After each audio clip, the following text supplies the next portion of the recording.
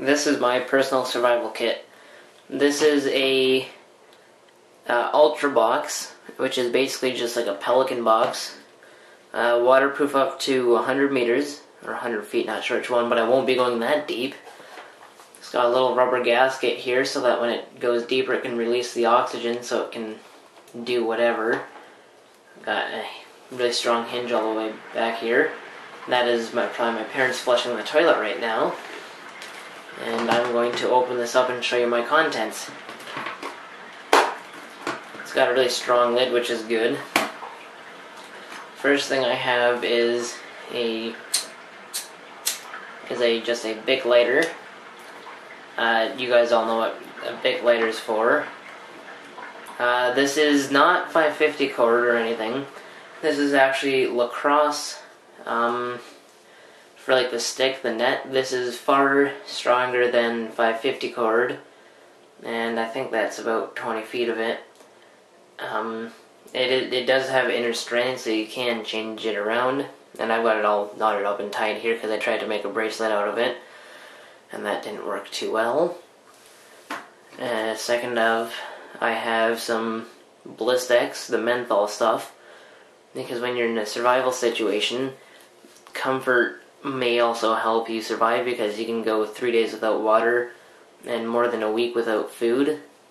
And so if it's really hot out, your lips are going to be chapped because you won't be having water as often as you would if you had a bottle. So I've got that in it. I like the Blistex version because if it doesn't hurt, it doesn't work. Just a box of Strike Anywhere matches. My old compass that I used to use for orienteering. This was one that my grandpa gave me. Because he was in the German army after the Second World War, so he wasn't actually in World War II. But he taught orienteering for the German army. And so he taught me what I'm doing, so I know what I'm doing with my compass. Let's put that up there. For cutting stuff, I have my old Swiss card. Got the little knife here. I keep it really sharp all the time. Then you fold that, and then you got scissors. That are pretty good, multi-use. Then it's got the nail file with the little screwdriver. The tweezers, that just basically the stuff that all the Swiss Army brand stuff has. Whatchamacallit, toothpick and a ballpoint pen. And on the end there, it's got a straight pin. And then on the side here, it's got increments for measuring in inches on here. And then centimeters here. You can't see them in the camera. Let's focus a little bit, you might be able to see. And then I've got a couple different pills here.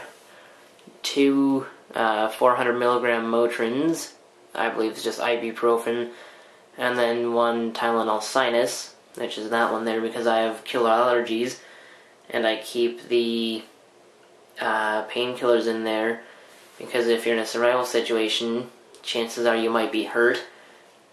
You busted your toe or you sprained your ankle, you're gonna not want to feel all that pain, so then you can take one of these.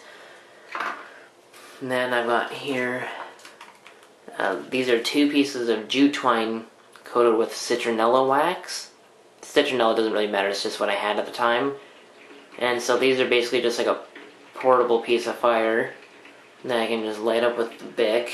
I'm not going to start a fire in my bathroom here with these. 2 little pieces of Esbit.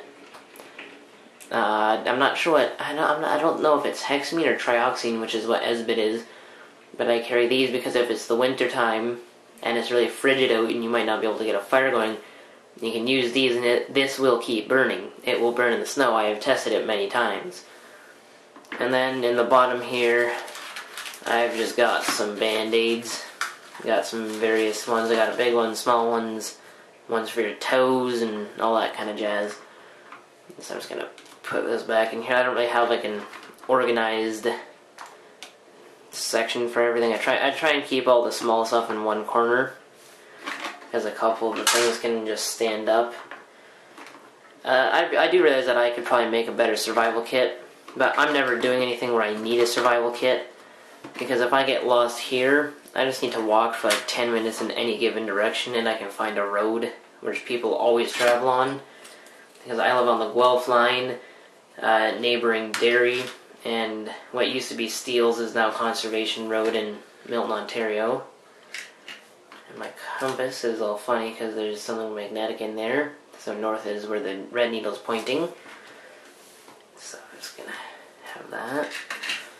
And then got my matches, lighter, gotta put that little string down. And then I just